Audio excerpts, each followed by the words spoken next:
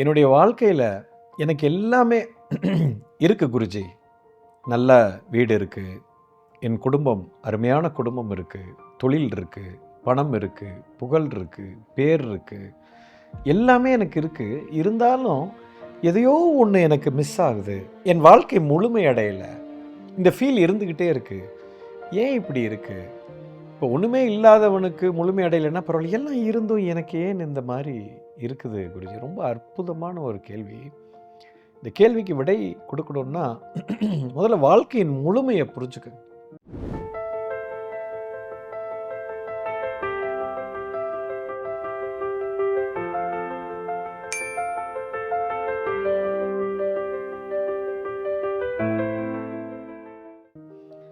அதாவது ஃபஸ்ட்டு நம்ம மனிதர்கள் அப்படின்னு இருக்கோம்.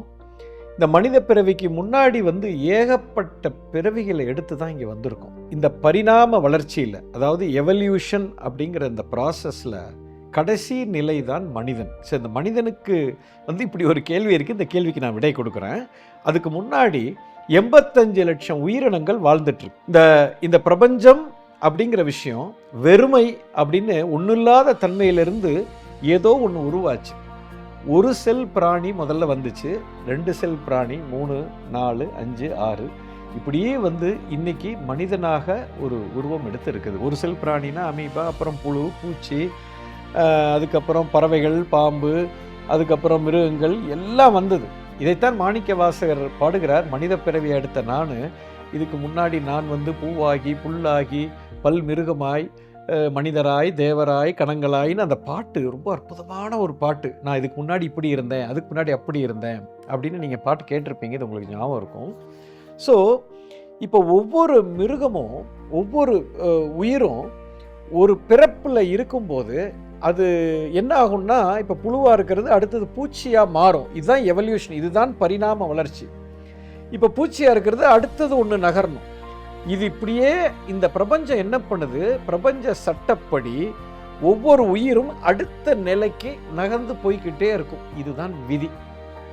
இப்போ நம்ம அந்த ஒரு செல் பிராணியாக இருந்து கடைசியா இப்போ மனித பிறவியில் உட்கார்ந்துருக்கோம். சரி, இப்போ இந்த மிருகங்களுக்கெல்லாம் இந்த மாதிரி ஒரு ஏக்கம் இருக்குமான? ஏக்கமே இருக்காது. என்ன காரணம்னா, அவங்களுக்கு ஏதோ மிஸ் அவுட் பண்ணுறோம் அப்படிங்கிற ஃபீலிங்கே இருக்காது. ஏன்னா அவங்களுக்கு அந்த எவல்யூஷனரி ப்ராசஸ் ஃபிக்ஸ்டு, அதை மாற்றவே முடியாது. அது பிரபஞ்சம் அதை கண்ட்ரோல் பண்ணுது. ஏன்னா நீ இப்போ இந்த பிறவிக்கு வந்துட்டியா, அடுத்த பிறவி உனக்கு இதுதான் அப்படின்னு அதை இழுத்துட்டு போகும். தரன்னு அதுக்கு சில ஃபார்முலா வச்சு அந்த ஃப்ரீடமாக அந்த மிருகங்களுக்கு அது கொடுக்கல. இப்படித்தான் இது வந்துட்டு இருக்கு. இப்போ மனித பிறவிக்கு வந்துட்டீங்க. மனித பிறவிக்கு மட்டும் ஏன் இந்த ஏக்கம் வருகிறது? என்ன காரணம்னா, நீங்கள் மொமெண்ட் அந்த மிருகத்து தன்மையில் இருந்து நீங்கள் மனிதனாக மாறின அடுத்த செகண்ட் இதுதான் லாஸ்ட் லெக். இதுக்கு அடுத்தது மனுஷனுக்கு மேலே ஒன்றும் கிடையாது. ஒரே ஒன்று தான் இருக்குது, கடவுள்னு ஒருத்தர் இருக்கார், காடுன்னு ஒன்று இருக்குது. ஸோ இதுக்கு அடுத்த ஸ்டேஜ் அதுதான், அதோட முடிஞ்சு போச்சு, கேம் ஓவர். ஸோ லாஸ்ட் லெக்கில் இப்போ நீ கடவுளாக ஆகணும். ஏன்னா மனுஷனாக பிறந்துட்ட, அவ்வளோதான். இந்த பக்கம் மிருகத்து தன்மையில் இருந்திருக்க, இந்த பக்கம் கடவுள், அதுக்கு அங்கிட்டு ஒன்றும் கிடையாது, இதுக்கு அங்கிட்டு எல்லாம் இருக்குது. இப்போ இப்படி இதிலிருந்து கடவுளாக மாறணும்னா உன்னை யாரும் கட்டுப்படுத்தக்கூடாது. நல்லா புரிஞ்சுக்கணும். இப்போ நீங்கள் ஒரு புழுவிலிருந்து பூச்சி ஆகுறீங்கன்னா பூச்சியை கடவுள் கட்டுப்படுத்துகிறார். பூச்சியிலேருந்து மிருகம் ஆகணும்னா அந்த மிருகத்துக்கு அங்கேருந்து தான் சட்டம் வருது. இப்போ இப்படியே போய் இப்போ கடைசியில் மனுஷனாக இருந்து நீ கடவுளாக மாறுற இந்த ஸ்டேட்டுக்கு வரணும்னா நீ தான் அல்டிமேட்டு. அப்போ இதுக்கு மேலே ஒன்றும் கிடையாது.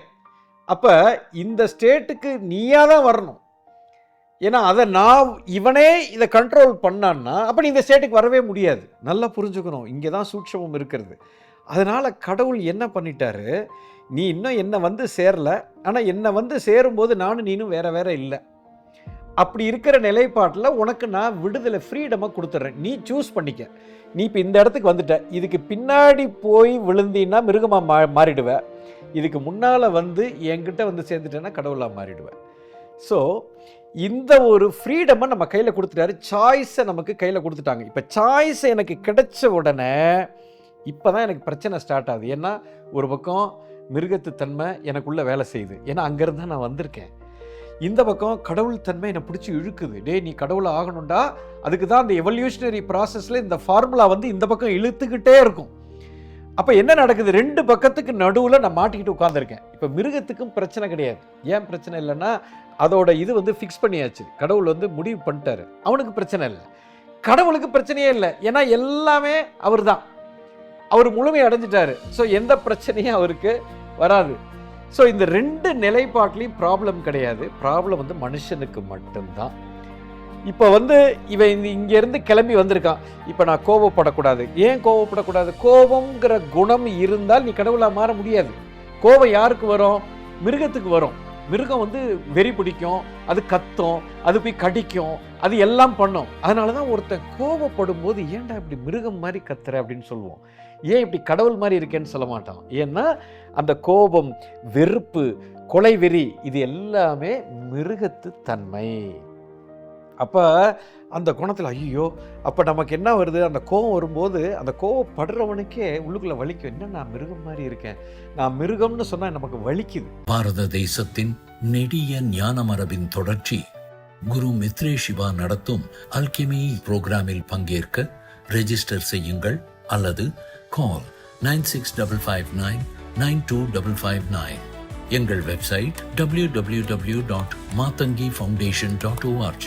ஐயோ என்னைய வந்து இந்த மாதிரி என்னை மிருகம்னு சொல்லிட்டானே அப்படின்னு நமக்கு உறுத்துது இல்லையா? இது வந்து இந்த உறுத்தல் வந்து மிருகத்துக்கு இருக்கவே இருக்காதுங்க. ஏன்னா அதுக்கு ஒன்றுமே, ஆனால் நான் இப்படி தான் அப்படின்னு அது இருக்கும். ஆனால் ஏன் உங்களுக்கு அந்த உறுத்தல் வருதுன்னா உங்களுக்கு அந்த சாய்ஸை கொடுத்துருக்கு. ஏன்னா இந்த பக்கம் கடவுள் தன்மை உங்களை பிடிச்சி இழுக்குது. ஏன்னா அடுத்த எவல்யூஷன் ப்ராசஸில் நீங்கள் நகர்றீங்க. அப்போ இப்போ நீங்கள் வந்து ஒரு குடும்பத்தில் வாழ்கிறீங்க.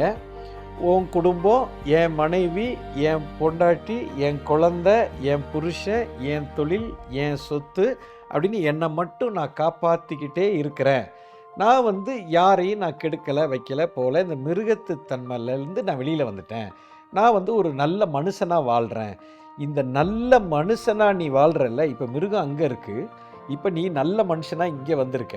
பட் இதோட உன்னை நிறுத்தாதில்ல, நீ என்னவா மாறணும்? நீ இந்த பக்கம்லாம் பிடிச்சி இழுத்துக்கிட்டு இருக்குது, கடவுளால் மாறணும். அப்போ கடவுளாக நீ மாறணும் அப்படின்னா கடவுள் தன்மையை நீ உணரணுங்கிறது தான் விதி. அதை மாற்ற யாராலையும் முடியாது. அது இந்த பக்கம் பிடிச்சி இழுத்துக்கிட்டே இருக்கும்.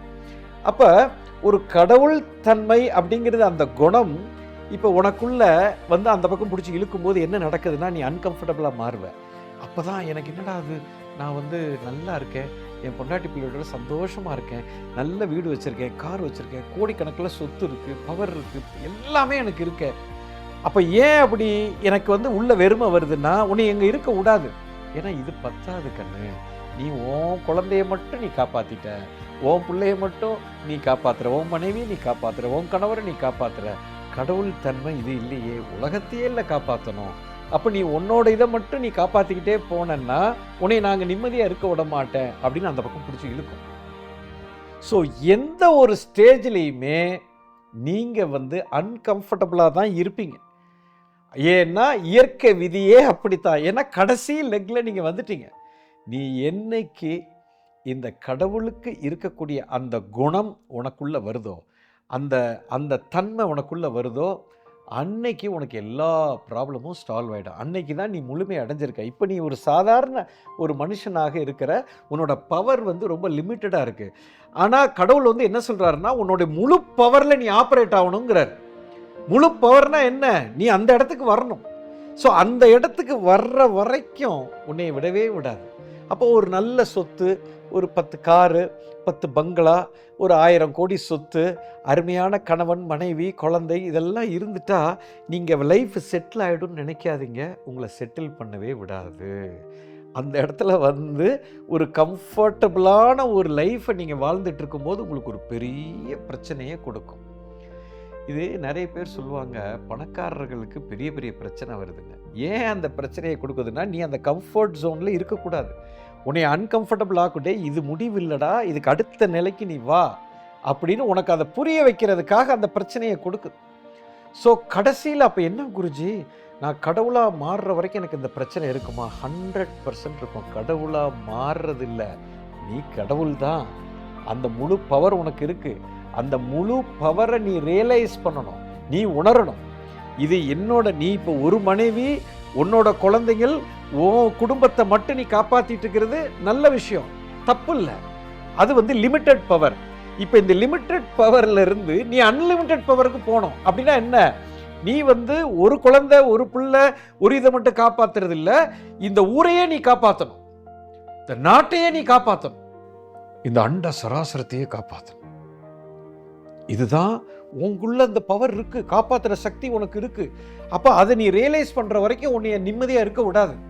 அதனால தான் நீங்க நல்ல கவனிங்க, இந்த ஆன்மீகத்தில் மிகப்பெரிய லெவலுக்கு கடவுள் தன்மையை உணர்ந்தவங்க எல்லாம் நீங்க பாருங்களேன், ராஜாவா இருப்பான். ஏன்னா அவன் தனி குடும்பத்தை பார்த்துக்கிட்டு இருந்தான். அதுக்கப்புறம் அவனுக்கு பெரிய வளர்ச்சி வந்து, இது ஒரு குடும்பத்தை மட்டும் பார்க்கக்கூடாது, இந்த ஊரையே நான் காப்பாற்றுவேன் அப்படின்னு அவன் ஊரை காப்பாற்று ஊர் தலைவராக மாறுவான். அப்புறம் ஊர் தலைவர் ஒரு மாநிலத்துக்கு தலைவராவான். அப்புறம் அந்த நாட்டுக்கே ராஜா, சக்கரவர்த்தி ஆயிட்டான். இப்போ என் நாட்டு மக்கள் அத்தனை பேரையும் நான் காப்பாற்றணும்னு அந்த ராஜா நிற்கிறான். அவங்களுக்காக அள்ளி அள்ளி கொடுக்குறான். இப்போவாது இவன் சாட்டிஸ்ஃபை ஆகணும்ல, ஆகலை. ராஜாவா ஆனதுக்கு அப்புறமா அவனுக்குள்ள ஏக்கம், ஏதோ ஒன்று இருக்குது, ஏதோ ஒன்று குறையுது, ஏதோ ஒன்று குறையுது, என்ன குறையுது அப்படின்னு அவன் நிற்கும்போது இப்போதான் கவனிக்கிறான், ஓஹோ இந்த அண்ட சராசரத்தையே நான் காப்பாற்றணும், அது வரைக்கும் எனக்கு இது அடங்காது. அதனால தான் ஒரு புத்தர் வந்து ஒரு சித்தார்த் வந்து புத்தராக மாறினார். சித்தார்த்துங்கிறவன் பெரிய ராஜா, சக்கரவர்த்தியோட புள்ள. பாருங்க, அவன் தான் அடுத்த நிலைக்கு அவன் நகர்ந்த. ஏன்னா சாட்டிஸ்ஃபை ஆகலை, அவருக்கு இல்லாத பணம் இல்லை. அவங்க அப்பா வந்து ஒரு ராஜா மட்டும் இல்லை, பல ராஜாக்களுக்கு ராஜா, சக்கரவர்த்தின்னா அதான் அர்த்தம். அப்போ சக்கரவர்த்தியோட புள்ள அடுத்த நிலைக்கு போயிட்டார். ஒரு மகாவீரர், மிகப்பெரிய ஒரு நிலையை அடைஞ்சார். காரணம், அவர் ஒரு ராஜா. இப்போ கிருஷ்ணர் இருக்கார், பெரிய ஒரு ஞானி, ஒரு யாதவ குலத்து ராஜா. கிருஷ்ணர் வந்து யாருக்கு இந்த உண்மையை சொல்லிக் கொடுக்குறாரு? ஒரு சராசரி மனுஷனுக்கு சொல்லிக் கொடுக்கல, அர்ஜுனனுக்கு சொல்லிக் கொடு. அர்ஜுனன் யாரு? இளவரசன், அவனும் ஒரு ராஜா. ஸோ ஏன் அந்த ராஜாவுக்கு சொல்லி கொடுக்குறாங்கன்னா, அவன் தான் அடுத்த நிலைக்கு போவான். ஏன்னா அவனுக்கு இன்னும் இந்த பூலோகத்தில் அவனுக்கு அனுபவிக்கிறதுக்கு ஒன்றும் இல்லை. இப்போ அவனுக்குள்ள அந்த தேடல் வந்துருச்சு. இவன் தான் கரெக்டான ஆளு, கடவுளுக்கு நெருக்கமாக வந்துட்டான், இவனை ஓங்கி ஒரு அடி அடித்தோம்னா அடுத்த செகண்ட் அவன் உணர்ந்துருவான் அப்படிங்கிறதுக்காக வாழ்க்கையில் உச்ச கட்டத்தில் இருக்கிறவங்களுக்கு, சத்திரியர்களுக்கு சொல்லிக் கொடுப்பாங்க. அல்லது பிராமணருக்கு இந்த விஷயத்த சொல்லி, பிராமணன்னா ஜாதி கிடையாது, சத்திரியன்னா ஜாதி கிடையாது, இது ஒரு மனநிலை. நல்லா புரிஞ்சுக்கணும். பிராமணன்னா பிரம்மம்னா பரம்பொருள்னு அர்த்தம். எவன் ஒருவன் பரம்பொருளை நோக்கி அந்த உண்மையை தேடி போறானோ, எனக்கு இதெல்லாம் செட்டில் ஆகாது, கடைசியில் அவனா நான் ஆகணும் அப்படின்னு நினைக்கிறானோ, அவனுக்கு இந்த ஞானத்தை கொடுப்பார். அதனால உங்களுக்கு ஏன் செட்டில் ஆகலை அப்படின்னா, நீங்கள் செட்டில் ஆகவே முடியாது. கடைசி லெக்குக்கு வந்தால் மட்டும்தான் உங்களுக்கு அமைதி கிடைக்கும். ஸோ இதில் எல்லளவும் சந்தேகம் இல்லை, மனிதனாக பிறந்ததே ஒரு பெரிய பாக்கியம். அதுக்கு வந்து ஒரு ஃப்ரீடம் இருக்கு. நீங்க இப்போ சாய்ஸ் உங்க கையில் இருக்கு. Either you can move this side, இந்த பக்கம் நகர்ந்து கடவுளா மாறலாம், இல்லை இந்த பக்கம் நகர்ந்து மிருகமா மாறலாம். அதனால தான் மனிதன் படாத பாடுபடுகிறான். ஆனால் ஒரு மிருகம் கஷ்டமே படாது, எந்த கஷ்டமும் படாது. கடவுளுக்கும் கஷ்டம் கிடையாது, மனுஷனுக்கு மட்டும்தான் கஷ்டம். ஸோ இப்போ உங்களுக்கு சாய்ஸு. நீங்கள் இந்த பக்கம் போனீங்கன்னா, மிருகத்துக்குள்ளே போனீங்கன்னா மறுபடியும் உங்களை பிடிச்சி இங்கே தான் தூக்கி போடுவாங்க, நீ திரும்ப இங்கே தான் வந்தாவணும். இது மட்டும்தான் உனக்கு டெஸ்டினி. ஸோ நீ மிருகமாக மாறாத, மிருகத்துக்குள்ளே போயிடாத. அதனால தான் அந்த காலத்தில் பெரியவங்க சொன்னாங்க, கோபப்படாத, நீ வந்து பொறாமப்படாத, எரிச்சல் படாத, படபடப்பாகாத, பொய் சொல்லாத, ஏமாத்தாத, ஒரு இதை கொள்ளாத. ஏன்னா இது எல்லாமே கடவுளுடைய தன்மை. கடவுளை அடைஞ்சவன் இதை சொல்லிட்டு போயிருக்கான். ஆனால் நம்ம வந்து பாதி கடவுள் பாதி மிருகம் இப்படி வாழ்ந்துட்டு இருக்கோம். இதனால தான் நம்ம படாத பாடுபடுறோம். காலையிலேருந்து ராத்திரி வரைக்கும் ஒரு நேரம் நம்ம அன்பாக எல்லார்ட்டையும் பேசுகிறோம், அது வந்து கடவுள் தன்மை நமக்குள்ளே வேலை செய்யுது. இன்னொரு சமயம் கோபமாக கத்துறோம், மிருகமாக மாறிடுறோம். ஸோ இது ரெண்டுக்கும் நடுவில் பெண்டுலம் மாதிரி ஆடிக்கிட்டே இருக்கிறதுனால தான் மனிதனுக்கு இந்த பிரச்சனை வந்திருக்கிறது. ஸோ இந்த உண்மை உங்களுக்கு தெளிவாக புரிஞ்சிருச்சுன்னா, இதையெல்லாம் தூக்கி போட்டுட்டு அதை நோக்கி நீங்கள் நகர ஆரம்பிங்க. இப்போ நீங்கள் இருக்கிற நிலைப்பாட்டை ஃபஸ்ட்டு புரிஞ்சுக்கணும். தவறொன்றும் இல்லை, ஏன்னா அங்கிருந்தானே வந்திருக்கோம். மிருகத்து தன்மை எனக்குள்ளே இருக்கத்தானே செய்யும், அதை எப்படி என்னை விட்டு போகும். ஆனால் அதை போகணுங்கிற ஆசைப்படணும். ஆசைப்பட்டு அதை நோக்கி படிப்படியாக எடுத்து போயிட்டே இருந்தோம்னா, ஒரு எண்டுக்கு வரும் பொழுது நமக்குள்ள ஒரு மயான அமைதி வரும், ஒரு பேரானந்தம் இருக்கும், நினச்சி பார்க்க முடியாத ஒரு நிலை. நீங்கள் ஆல்ரெடி கடவுள் தான், அதை உணரணும். அவ்வளோதான் முக்கியம். அந்த நிலைக்கு வந்துட்டீங்கன்னா உங்களுக்கு எல்லா அமைதியும் கிடைக்கும், ஆனந்தம் கிடைக்கும், எல்லா சொத்துக்கும் நீங்கள் அதிபதி. You understand? புரிஞ்சிருக்கும்னு நினைக்கிறேன். பாரத தேசத்தின் நெடிய ஞான மரபின் தொடர்ச்சி குரு மித்ரே சிவா நடத்தும் அல்கெமி புரோகிராமில் பங்கேற்க ரெஜிஸ்டர் செய்யுங்கள் அல்லது கால் 9655992559. எங்கள் வெப்சைட் www.matangifoundation.org.